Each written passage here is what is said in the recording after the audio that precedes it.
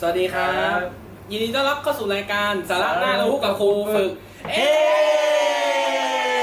ผมนายนิติพัฒน์สายประภากรครับผมและกับผมชัยวัฒน์ลิมทองสุริคุณครับคุณชัยวัฒน์ครับวันนี้มีข่าวอะไรน่าสนใจมากไหมครับเนี่ยครับเช่นเคยครับวันนี้เราก็มีข่าวน่าสนใจกับค่ายทหารมาให้ท่านผู้ชมได้รับฟังครับค่ายทหารเหรอครับเป็นอะไรมาเหรอครับเนี่ยครับครั้งนี้เป็นโรคที่เรียกว่าเป็นโรคที่มี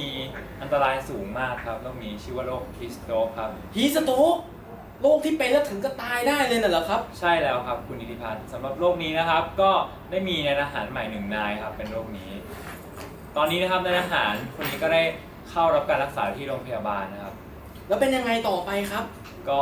เนื่องจากว่าด้วยนวัตกรรมที่ทันสมัยนะครับของทบเราเนี่ยนะครับทหารใหม่รายนี้ก็ตอนนี้ก็อาการดีขึ้นมากแล้วก็พร้อมที่จะรับการฝึกต่อแล้วครับโอ้โหสุดยอดเลยนะครับครับแล้วผมสงสัยนะครับคุณนิติพัฒน์โรคฮีสโตรกเนี่ย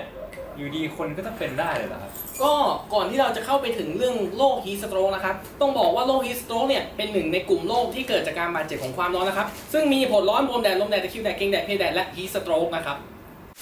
ครับคุณนิติพัฒน์ครับแล้วเราจะทราบได้อย่างไรครับว่าเนี่ยเขาเป็นโรคฮีสโตรกจริงๆแล้วจะมีวิธีปฐมพยาบาลเบื้องต้นอย่างไรบ้างครับก็ใจเย็นๆนะครับคุณชัยวัฒน์นะครับถามหลายคำถามมากเลยก็วันนี้เราได้รับความกรุณาพิเศษมาจากวิทยาลัยแพทยศาสตร์พระมงกุฎเกล้าครับซึ่งเป็นแหล่งผลิตแพทย์ทหารที่ดีที่สุดในประเทศไทยนะครับผมขอเสียงหน่อยครับก็เดี๋ยวจะเป็นยังไงต่อไปรบกวนผู้ชมทุกท่านไปชมกันเลยครับไปชมกันเลยครับเฮ้ยไหวปะวะไหวเออวันนี้มันฝึกทั้งวันเลยอ่ะสู้หน่อยดิวะมึงสู้เลยมึงสู้ว่าสู้ดิวะก็รู้กูฝึกเล่นแย่ยังไงก็ต้องสู้อ่ะเซ็งไหวปะเนี่ยมันดูเหงื่อไม่ออกเลยทหารใหม่เลิกทำทีเดิมแถวแล้วเอ้ย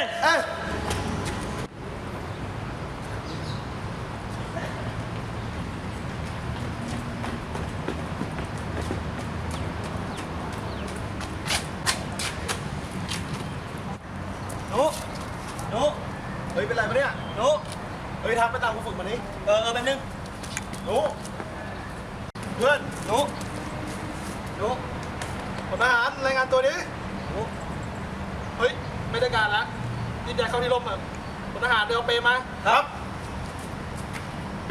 อาการของโรคลมร้อน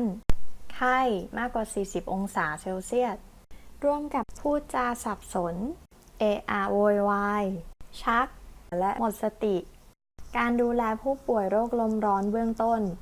1. ขอความช่วยเหลือและรีบรายงานครูฝึกทันที 2. นำผู้ป่วยเข้าที่ร่มถอดเสื้อผ้าและเครื่องแต่งกายออกให้หมด 3. เช็ดตัวผู้ป่วยด้วยน้ำอุณหภูมิปกติโดยเช็ดย้อนรูขุมขนจากปลายมือปลายเท้าเข้าสู่หัวใจใช้ผ้าผืนใหญ่ที่เย็นจัดห่อตัวผู้ป่วย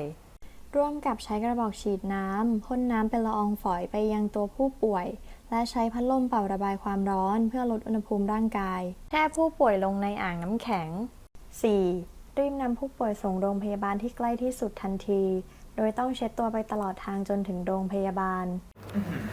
เป็นโรคที่อันตรายมากเลยนะคุณนิติพัฒน์ใช่ครับแต่ยังจะทราบอย่างไรครับว่าใครมีความเสี่ยงจะเป็นโรคนี้บ้างก็ปัจจัยเสี่ยงที่สำคัญที่สุดอันดับแรกเลยคือ 1. เมืองไทยเราเป็นเมืองร้อนชื้นครับผมอุณหภูมิสูงความชื้นเยอะระบายเหงื่อไม่ดีความร้อนสะสมนะครับแล้วก็ช่วงทหารใหม่เนี่ยเราก็จะฝึกกันในช่วงเดือนพฤษภาคมถึงมิถุนายนนะครับซึ่งเป็นช่วงที่เป็นต้นฤดูฝนความชื้นก็จะเยอะเป็นพิเศษครับผมแล้วก็นอกจากนี้ช่วงเวลาที่เกิดความร้อนสะสมสูงสุดก็จะเป็นช่วงตอนเย็นนะครับตามที่ได้นำเสนอไปข้างต้นส่วนปัจจัยอื่นๆก็ได้แก่1เลยเป็นทหารใหม่ไม่เคยฝึกความคุ้นชินกับความร้อนมาก่อนปัจจัยที่2นะครับอ้วนไปนะครับก็เป็นการใช้สารเสพติดนะครับเช่นเหล้ายาบ้านะครับเป็นต้นปัจจัยเสี่ยงต่อไปที่สำคัญก็คือการอดหลับอดนอนหรือดื่มน้ำไม่พอนะครับเป็นปัจจัยที่สำคัญมากพบได้บ่อยมากๆเลยนะครับแล้วอย่างนี้เราไม่มีวิธีการป้องกันเลยเหรอครับคุณนิติพัฒน์ก็คุณชัยวัฒน์และคุณผู้ชมไม่ต้องกังวลนะครับทางกองทัพบกของเราได้มีมาตรการป้องกันการเกิดการบาดเจ็บจากความร้อนอยู่แล้วนะครับได้แก่ 1. เรามีการวัดอุณหภูมิอย่างเดียวไม่พอเรามีการวัดความชื้นสัมผัสด้วยเพื่อทำการกำหนดว่าเราจะฝึกแต่ละช่วงนานเท่าไหร่และพักนานเท่าไหร่นะครับผมประการต่อมาก็คือเรามีการพักประจำชั่วโมงนะครับเพื่อให้ทหารทุกนายได้ดื่มน้ำอย่างเพียงพอแน่นอนครับแล้วก็ประการที่3นะครับก็คือเราจะค่อยๆเพิ่มความหนักของการฝึกไปเรื่อยๆเพื่อให้เกิดความคุ้นชินกับความร้อนนะครับในสำหรับทหารใหม่ครับผมโอ้โหเยี่ยมมากครับคุณนิติพัฒน์ อย่างนี้เนี่ยเราก็สามารถมั่นใจได้นะว่าถ้าเรามีลูกมีหลานหรือว่ามีความสนใจที่จะต้องการเข้ากองทัพเนี่ยชีวิตของเราก็จะมีความสบายและมีความปลอดภัยอย่างแน่นอนใช่ไหมครับคุณพิพัฒน์ ใช่ครับผม แต่เท่านี้ยังไม่พอนะครับสำหรับคุณผู้ชมที่กำลังค้นหาข้อมูลเพิ่มเติม ผมมีสิ่งนี้จะให้พวกคุณครับ นี่เลยครับ ถ้าคุณต้องการจะค้นหาข้อมูลเพิ่มเติม ปกติคุณจะต้องไปอ่านเล่มนี้ แต่ว่าเราทำการสรุปให้คุณเรียบร้อยแล้ว อยู่ในลิงก์ข้างล่างนี้ครับสำหรับวันนี้นะครับรายการสาระน่ารู้กับครูฝึกก็ได้จบลงแล้ว ทางเราขอลาคุณผู้ชมไปเพียงเท่านี้สวัสดีครับ